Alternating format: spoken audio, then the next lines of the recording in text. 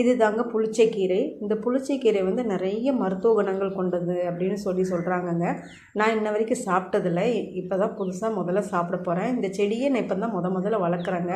புளிச்சைக்கீரையை வந்து நான் பார்த்ததில்ல.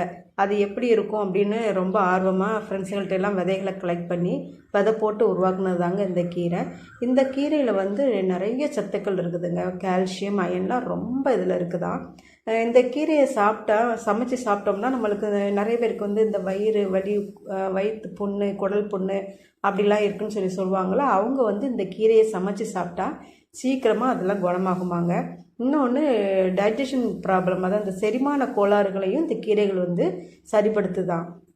இந்த கீரையை வந்து நிறைய பேர் வந்து பொரியல் வச்சு சாப்பிடுவாங்க.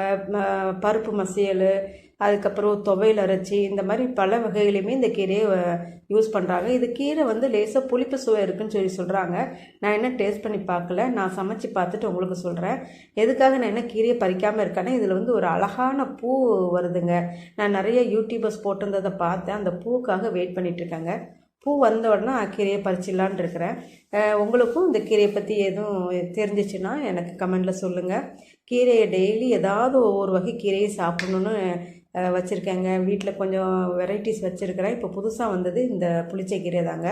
வீடியோ பிடிச்சிருந்துச்சுன்னா லைக் பண்ணி, ஷேர் பண்ணி, சப்ஸ்கிரைப் பண்ணுங்கள். நீங்களும் கீரை வளர்க்க முயற்சி பண்ணுங்கள். நம்ம வீட்டிலேயே நம்மளே பயிரிட்டு நம்மளே பறித்து சாப்பிட்றது அது ஒரு தனி ருசி தாங்க. தேங்க்யூ.